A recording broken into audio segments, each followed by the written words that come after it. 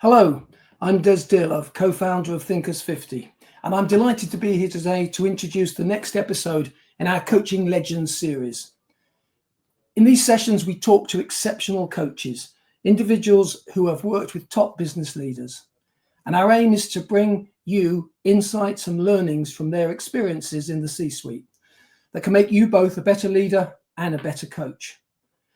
This is a collaboration between Thinkers50, 100 coaches, and Better Up. And we have a real treat for you today. I'll be introducing our special guest in just a minute. But first, a quick word about Thinkers50. Our mission is to be the world's most reliable resource for identifying, ranking, and sharing the leading management ideas of our age, ideas that we believe can make a positive difference in the world. That mission dates all the way back to 2001, when we published the first ever global ranking of management and business thinkers. And we've been publishing a new ranking every 2 years ever since. In 2011, we introduced our Distinguished Achievement Awards and Gala, which the Financial Times calls the Oscars of management thinking.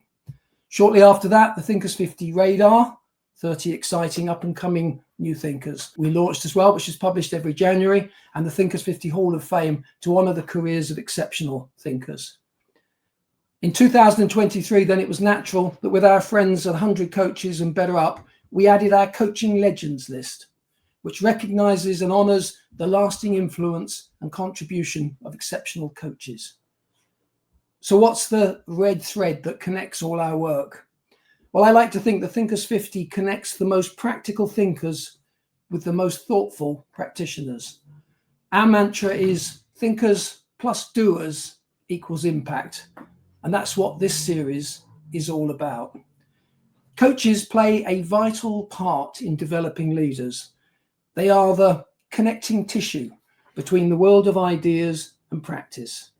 As well as being originators of ideas themselves, coaches are also the honeybees of best practice, cross-pollinating the leadership world with the best ideas wherever they come from. So without further ado, let me introduce our special guest. I'm delighted to say that joining us today is the best-selling author of The Coaching Habit, Michael Bungay Stanier. Amazingly, that book, which has sold over 1 million copies and been translated into 20 languages, is coming up on its 10th anniversary. Michael's most recent book is How to Work with Almost Anyone, 5 questions for building the best possible relationships. Michael is the founder of the training and development company Box of Crayons, which has taught coaching skills to over 500,000 people across the world. Clients include Microsoft, Salesforce, TELUS and Gucci. A native Australian, Michael is a former Rhodes Scholar at Oxford University and now lives in Toronto, Canada. In 2023, Michael was the recipient of the Thinkers50 Coaching and Mentoring Award and was inducted into the Coaching Legends. And asking the questions today, we are delighted to welcome another legend of the coaching world, Marshall Goldsmith. Marshall's New York Times and Wall Street Journal bestsellers include one of my all-time favorite book titles, What Got You Here Won't Get You There. After more than a decade in the Thinkers50 ranking, in 2017, he was inducted into the Thinkers50 Hall of Fame. Marshall, Michael, welcome. Hello. So happy to be here. Great to see you. And again, thanks to all the great work you and Thinkers50 are doing. So Michael, welcome. Great to talk to you. Now, it's always good to see you as well. Thank you, Marshall. You know, I know this is Coaching Legends and I'm being admitted into it, which is amazing, but I feel like you're the legend of the legend. So thanks for being a champion and a mentor and an encourager of me. And all of this. Oh, thank you very much. Thank you very much. Now, you know, one thing before we get on to the questions, I think is great about you is what you do, which I think is of interest to our listeners, is not just provide input for coaches who are coach-as. Your work is really great for leaders who are also coach-as. So I like to think about both because I think you are very unique in our field, providing leaders for input about how to be better coaches as well. So before we get into the questions about coaching and your books, just if you had to have a couple of insights, not for coaches, Yeah. but for leaders who want to be coaches, and a lot of listeners are leaders, what advice would you have? Well, I think one of the challenges with coaching is if you're not part of that world, it kind of can show up with a whole bunch of baggage. Like lots of people know, I've heard of coaching and they kind of know what it is, but they're not quite sure what it is. And they're a bit worried that they have to light incense and wear a caftan if they're going to become a life coach, or they have to kind of be hardcore and driving if they're an executive coach. And what I think that does is it scares people away from a really powerful technology. And that technology is fueled by curiosity. So I often say to managers and leaders and individual contributors, basically anybody who works with other human beings, the goal is not to turn you into a coach. The goal is to have you be more coach-like. I'm not trying to change your job. I'm trying to add a leadership behavior to the work that you do. And when people go, well, what does that even mean, Michael? What is more coach-like? I think it's a really simple behavior, simple but difficult. And it says, can you stay curious a little bit longer? Can you rush to action and advice giving a little bit more slowly? Because the truth is, most of us are advice giving maniacs. People, as soon as somebody starts talking, after about 5 seconds, you're like, oh, look, I already know what I need to say. I'm going to pretend to listen to you for a little bit, but actually I'm just waiting to interrupt. And these days, Marshall, answers have never been as cheap and as accessible and therefore as non-unique as they are right now. Because honestly, we all have AI on our devices and our computer. Most of the time we can ask it a question, it's going to come back with a pretty good answer. So if you think you add value by your answers, I think you may be kidding yourself. I think you add value by the questions that you ask. And I think that's what I want people to do. Just stay curious a little bit longer. I love that. I love that. And, you mentioned AI. As you know, I've got my own AI, marshallgoldsmith.ai, and Marshall Goldsmith can answer it. My goal was it would answer 80% of the questions as well as me, about 80% of the time. Now it can answer any question better than me. Exactly. It can answer 120% of the questions, 120% better than you. It's extraordinary. But it also means that we just have to, and it's very disruptive because a lot of us feel that our value lies on our history and our expertise and what we've learned. But rather than thinking of that as this is what fuels my answers, it's like this is what allows you to be present, to hold context, and to ask great questions. Well, and to connect what you're saying with one of my books, one of the things that I talk about is don't add too much value. Right. And a classic problem of smart, successful leaders, especially, by the way, engineers or people with technical background, adding too much value. That's it. So what they don't think about is, let's assume that my comment increases the quality of the idea by 5%. Yeah. It may not, but let's pretend it does. 5%. You may decrease the commitment by 50%. Exactly right. So it's about understanding the game that you're playing. And if you have somebody who, through the way that you show up and the way you're more coach-like with them and you guide them, they increase their level of commitment. Even if their answer isn't quite as good as yours, but it still gets the job done, you win a much bigger prize. Now, it's fair to say, Marshall, that look, I'm not saying coaching is the only way to lead. Daniel Goleman years ago wrote an article in Harvard Business Review called "Leadership That Gets Results," and he said, look, 6 different types of leadership. The very best leaders use all 6 in the appropriate moment. Of course. The typical leader uses 1 or 2 of those.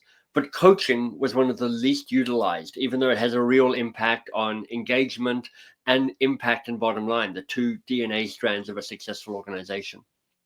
Yeah, I highly recommend what you have written, not just for coaches, but for leaders who need to be better coaches. Now, speaking of your book, taking a cue from your book, let's start with the first of 5 questions from How to Work with Almost Anyone. What you call the amplify question. That's it. What is your best? What are you good at, but also fulfilled by? Well, it's an interesting setup, isn't it? Because it's not just what am I good at, but what am I fulfilled by? Because one of the things is that when you hit a certain age, and I've hit that certain age for sure, I've actually become good at a whole range of things that, quite frankly, I'd be happy to never do again in my life. And I think one of the things that is what makes for a successful life is when you're doing things that you are fulfilled by. And you've Right. got a mix of stuff that some of it you're going to be good at, some of it you're learning to be good at. Right. If you had to pin down what accounts for some of the success I've had, after you've taken luck off the list, because there's been a whole lot of luck, because timing and luck is a significant influence in everything. Right. One of the things that I think I'm pretty good at is trying to find simplicity on the other side of complexity. So what I do is I try and take big challenges that feel a bit abstract and a bit hard and a bit overwhelming. And I go, how do I make this feel practical? How do I unweird this for people? One of the engine behind me writing The Coaching Habit was I wanted to unweird coaching, make it feel accessible and doable and practical for people who might be otherwise a bit skeptical about coaching. And then ability to kind of sit with ideas, wrestle with ideas, and try and turn them into something that's actable on, doable. You know, it fits really well with the whole Thinkers50, which is like, it's not just thinking, it's the doing that increases the impact. You need both thinking and doing. And my work is often a bridge between the thinking and the doing to try and increase impact. Yeah, I like this idea of taking the complex and making it simple. So let's do that right now. Let's assume that I am a manager and I have someone coming in to me to discuss a potential issue. I'm a great believer in just write down little notes to remind yourself, because people have good hearts, but they forget. I mean, the engineer gets excited with the content and blah, blah, blah, they start talking. And, you know, what are a couple of little notes that leader might write down to his or herself at the meeting?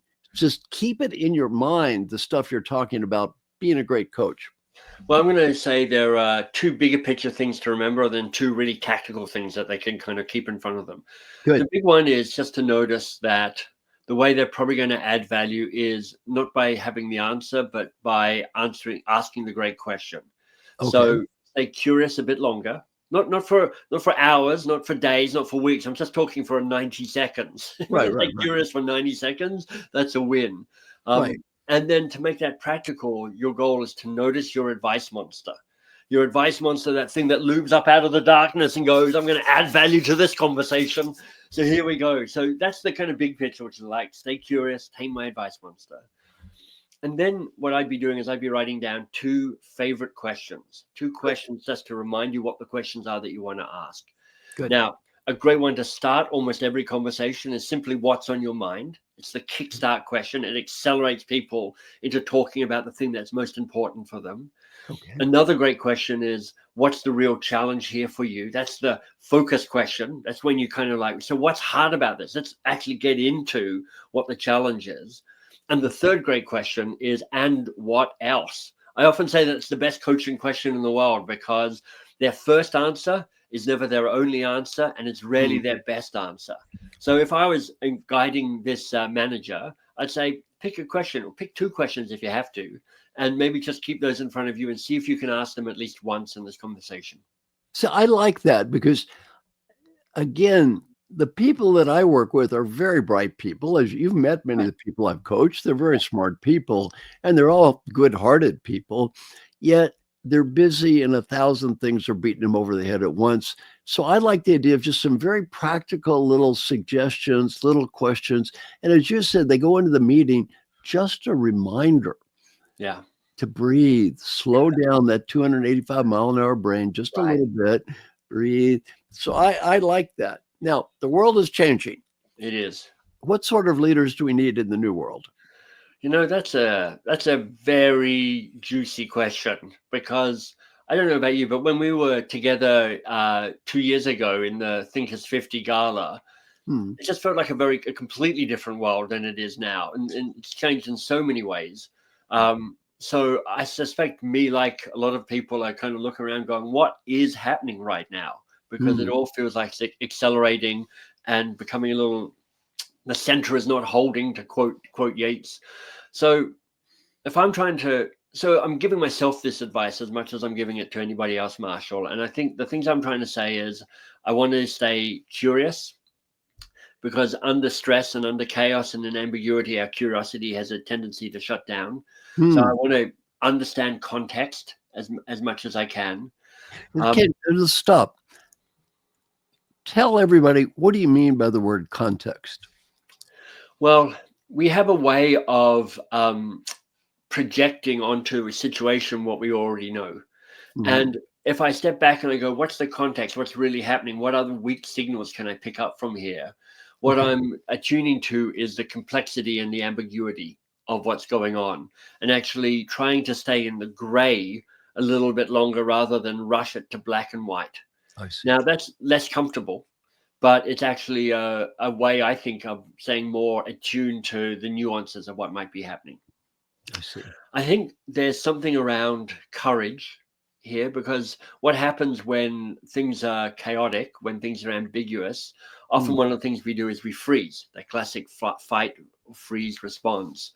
And so I think it takes courage to say, I am going to take an action. I'm actually going to move on something around this. And then the third thing, I think it's about maintaining a moral compass. Like, this will sound a bit, I'm not sure what it sounds like, but it's like, so what does it take to be good in this world? What does it take to quote a writer and a talker and an executive, Jacqueline Novogratz, she's the CEO of Acumen. It's like, what does it take to give more to the world than you take? And it feels like there's a way in this world has shifted a little bit that people are looking to take more than they can give. And I would love us to kind of go, well, how do I give more to the world than I can take? So curiosity, courage, and that question around how do I give more than I take? It's a great way to look at leadership. Okay, speaking of leadership, how about some new skills leaders need to strive in today's environment, especially what about the impact of AI? Yeah. Well, I think, again, we're all going, holy cow, that came up fast. I mean, I know for the people in the AI world, they're like, no, we've been working on this for 20 years. But for normal people, it's like suddenly AI has shown up.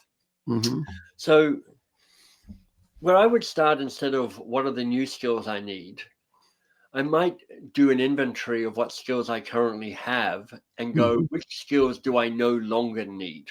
Which skills can I let go of? You know, as human beings, we are very wired to always look to be adding on, add. I mean, if you read Leidy Klotz's work, his wonderful book called Subtract, he's like, oh, well, we're just wired to assume that adding on is always the answer.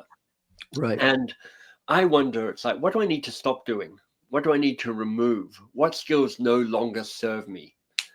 And, you know, I think it's harder than ever to, for instance, lead change by decree. We're doing this now. I think more and more there's going to be a need to kind of move over and go, how do we get this done together as a way of doing it? So this invitation to perhaps look at some of the different forms of leadership, the Daniel Goleman forms of leadership, and go, of those forms of leadership, which one am I less strong in at the moment? And it might be a leadership which is more invitational and collaborative, but it also might be an invitation to be a willingness to step up, take the lead, make a decision, and be bold. Great leaders have this faceted approach to what it takes to lead. And in this new world, I think perhaps we've got to kind of look at our mixing board of leadership skills and go, where do I need to make some changes? Yeah, I like that, because you said just information is going to be accessible to everybody, and at a level beyond any normal human can even pretend to compete with. So, you know, one of the things you talked about is elimination, letting go. In one of my books, I talk about the wheel of change. One part of it is creating. What I want to create. One of them is what I want to preserve or keep. Then what I want to let go of, and what do I need to accept, just make peace with. Maybe I'm not going to let go. I'm not going to change it. It's bad, and there's nothing I'm going to do about it. Right. Just let it go. Well, letting go is a very big challenge. I do LinkedIn surveys. And in my last LinkedIn survey, I said, what is your biggest challenge? Right. Is it creating, or is it, and you know, the biggest challenges were two, which are both related. They were either eliminating or accepting. Right. And I think you're right. We have a tendency to blah, blah, blah, blah, blah, to just do more and more and more, as opposed to saying, what I want to get rid of here? What do I want to get rid of? Or in a way, parallel, what do I want to just make peace with? Right. And for me, Marshall, in part that comes back to a more profound question, which is, what do I want? Which is, that has a resonance that is, in part going, what does success look like for me? Right. But it's kind of like, what's calling me forward? What matters most to me? What's the impact I want to have? It's an existential question. What do I want? And once you understand what you want, then it becomes easier to understand what you might come to acceptance with. This is the way it is. I can't do much about it, so I just have to let go my need to change that. Exactly. As this is the famous Marshall Goldsmith hand move, which is like, let it go. Or it might be something where it's like more actively, like, I need to remove this. I need to get this out of my life somewhere. And or it might be a person, it could be an experience, it could be stuff, but there's this idea of, once you understand what you want, then it becomes that much clearer to understand what you need to say no to, so you can say yes to the stuff that matters most. Martin Lindstrom is a good friend of mine, who, Martin, just a great guy. Brand thinker. And it relates to your next question. How can leaders ensure that they continue to learn during their career and learn to change over time? I asked Martin, I said, look, I'm old, right? I'm 76. How did I keep going this long, right? I mean, usually you think I'd fade away at a certain point in time, but I just sort of keep bumping along. How did I do that? One thing he said is, you're curious. Yeah. You're always learning. You're always doing new things. You're never really just sort of coasting along. And so I think that's a really important point for leaders. How can leaders ensure that they continue to learn throughout their careers and change over time? Yeah. And I think a variable that's changed, that's always been an important question. But I think if I had to give me my thought on it, it's the speed of doing that has changed. Right. In the old days, you still needed to learn over time, but the rapidity of learning wasn't as high as it is today. Yeah. I've got a couple of thoughts, Marshall. Yeah. So what are your thoughts? How can leaders continue to learn throughout their careers and learn to change over time? Well, a couple of things. One is building a regular practice of asking questions that force you to stop and reflect. Now, you and I have had all sorts of back and forth around this. We both have different morning questions that we ask and answer. I'll tell you the 3 questions that I ask myself every morning. Well, at least Monday through Friday. I sit down. The first is, what do I notice? And that question makes me check myself internally. What's in my head? Kind of what ideas are rattling around? What am I feeling? I'm not that good at connecting to my feelings, so this is helping me actually try and get some emotional intelligence there. What do I see out of my window, which is just over there? It's really kind of a be present, Michael. Be present to what's happening inside you and outside you. What do I notice? The second question I've already talked about, and I love it, hate it every morning. It's what do I want? And it's like, gosh, if I had to, it's always challenging to answer that question, but it forces me to start seeing patterns in my answers to that. The third question I ask in the morning is, what's the one thing today that actually matters? Because, I tend to chronically overschedule rather than underschedule my life. And I could easily spend my days ticking off miscellaneous to-do tasks, but never quite get to what matters most. And then the question I ask at the end of the day is, what made today a good day? Less about, it's not like it's a kind of a build on Teresa Amabile's question, which is like, how did I make progress? Her progress principle. People want to make a little bit of progress every day on stuff that matters to them. But it's like, some days you don't make progress, but it can still be a good day. So what made it a good day? So that's the first thing, which is regular questions. And then in the coaching experience, the last question in the coaching habit book is, what was useful or valuable here for you? It means that you're constantly seeding learning opportunities into every conversation you have.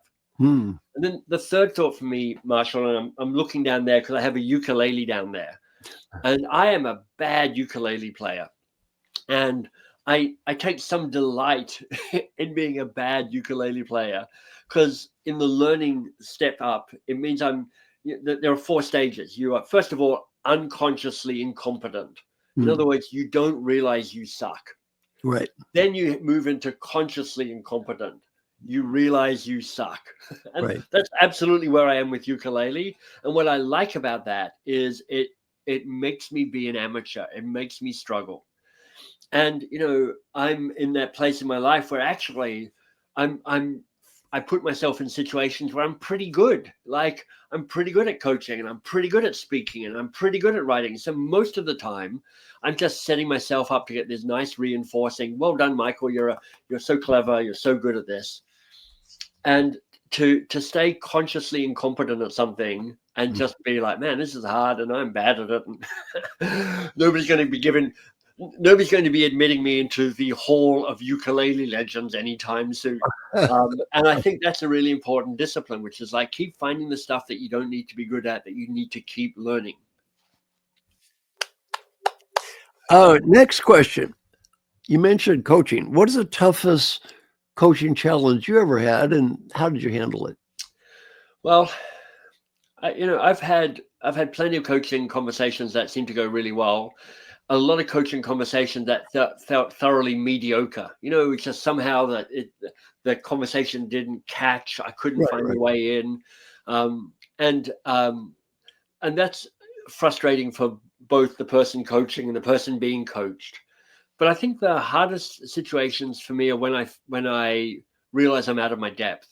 You know, when I'm dealing with something that's beyond my level of expertise. I mean, just the other day I was working with somebody and it's quite clear she had PTSD from a traumatic incident from like 6 or 7 years ago.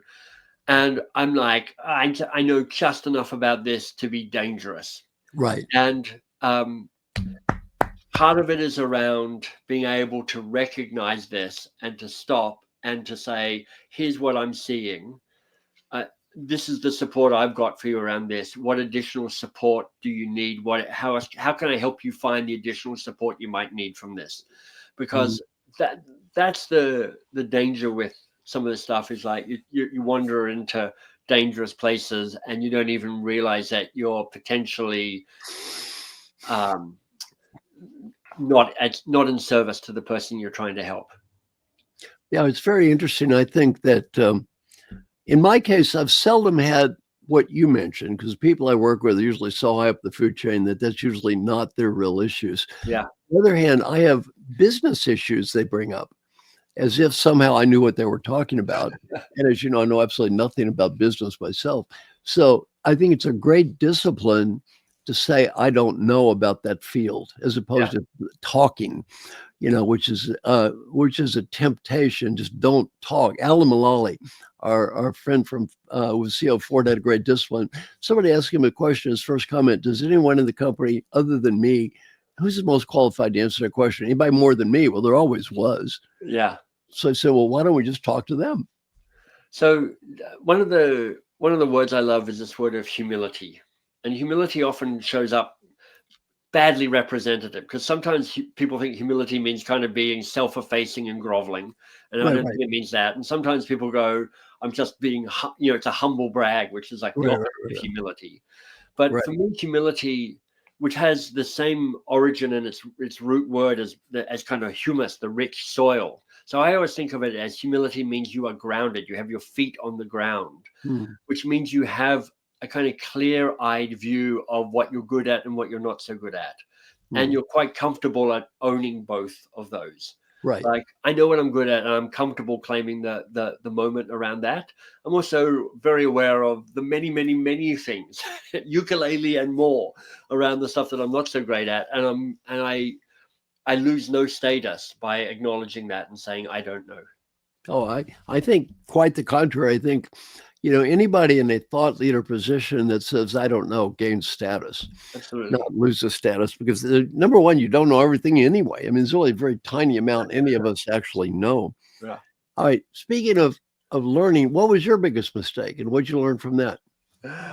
Oh, Marshall, so many mistakes, so many lessons learned. You know, I rarely frame things as this is the big mistake I've made. I do go, there are moments that I would be very happy not to repeat again. And how do I learn from that? The mistakes that have lingered longest, the wounds that have felt hardest to heal, have typically been when I have hurt another person. Mm. And that is because I have typically wimped out of doing something or saying something that I should have done. Mm. When I talk about coaching people, I talk about a way of being in relationship with them, which is fierce love. I want to show up with fierce love. I want to love them fully. I want to see the very best for them, to champion them, to help them become the very best version of who they are. Mm. And I want to do it fiercely, meaning I don't want to let nice get in the way of me saying what needs to be said, showing up how it needs to be said. It's not about fierce to them. It's about a fierceness. It's a standard to hold myself to. Mm. So I would say that, if I think back on mistakes I've made,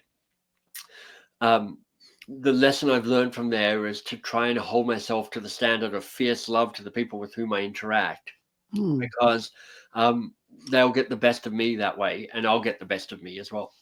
On a 1 to 10 scale, 10 is high, 1 is low, what score do you give yourself on I do a good job of forgiving myself? It's pretty close to 10. Good, me too. I thought you'd get a good score on that one. Yeah, And I'm very generous. I'm like, pretty much all the time I'm doing the best I can in the moment. And that doesn't mean I'm doing the best I ever can, but it's like, what's the point of beating yourself up from this? It's like, be kind to yourself as you would be kind to others, be generous. And if you've screwed it up, try not to screw it up that way again. Yeah. I would say sometimes I'm not even being the best I could be in the moment. I'm an asshole, but I still forgive myself. Yeah. Exactly. As you say, let it go, right? Let it go. Yeah. What does it matter anyway, right? Forgive yourself. Hey, back to my surveys. A lot of the people are not like you and me on this one. I mean, I've been shocked at how hard people are on themselves. Let me give you one survey I just did on LinkedIn. I love your thoughts on this. I asked you a question. If you were as hard on yourself, no, if your manager was hard on you as you were on yourself, how would you feel? Happy, sad. Right. 80% sad. Now, by the way, I'm not in that 80%. I don't hear in that 80%, but 80% of people said, if my manager talked to me like I talk to myself, I would be sad. Yeah. So what's your thought about that? Well, first of all, this is why you and I don't have managers, because we are both unemployable. So nobody in their right mind would want to manage us. That would be a nightmare. Well said. But I have a standard sign off on my emails, and it came from teaching. I was facilitating a session, and I was getting people to practice coaching, and they did a bit of back and forth, which is great. And then I said, now look the other person in the eye and say to them, you are awesome and you're doing great. Yeah. And it was extremely awkward. The first time they were like, I don't know, this just feels bad. Why would I do that? And by the 5th time, because they went through 5 cycles of practice, the room was filled with this enthusiastic appreciation. And one of the things that is often unspoken about the power of coaching, beyond the help you get to the heart of what the challenge is and help you bring out the best of another person, is when you don't rush to give advice, when you stay present and stay curious, you help people feel seen and you help people feel heard. And people are so hungry for that.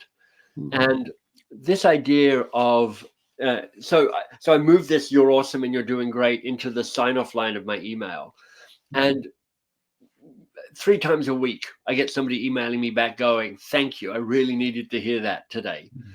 And what it is a unconditional, I see the best of who you are, whether it's going well for you or whether it's not going well for you.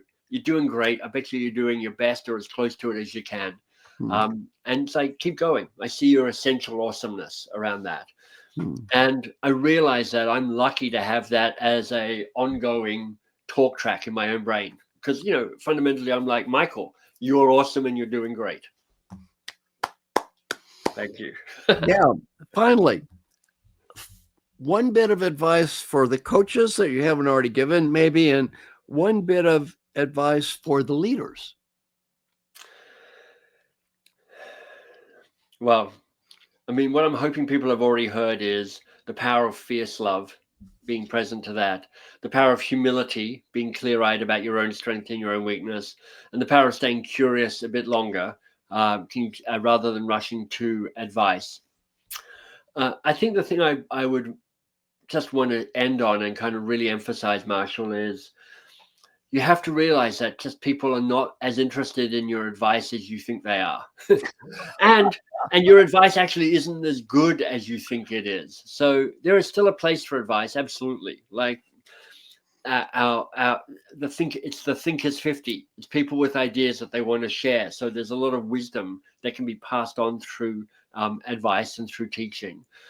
But there's a way of slowing down so you actually know what's going on, you know what's at the heart, you know what they've already figured out, that can actually elevate you as a coach and as a leader.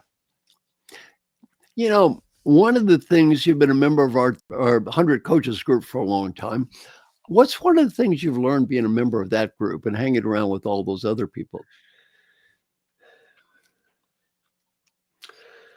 I would say, and this is actually the experience of being part of Thinkers 50 as well, which is you are elevated by the people who are in your close circuit. So find great people to hang out with and see if you can spend as much time as possible. And related to that, you know, having both you and Des as part of this conversation, which is learn how to be a good host. Because both you and Des invite people in and you gather people together and you celebrate people. Like I've had many lovely meals with you, sometimes with a big group, sometimes it's just you and me in Nashville. I've had the same with Des coming to Thinkers 50 for numbers of years now. And that willingness to be the person who reaches out and says, hey, come, why don't you come on in and spend time with me and other people I know? That is a great and generous gift. Thank you. Thank you. Well, it's been my honor to talk with you as always. You're a great guy, and I think you've given a lot of great messages to both coaches and leaders. And I think it's something we can all take back and use, including me. So Thank you so much. Thanks, you. Michael. It's lovely to see you. Bye-bye.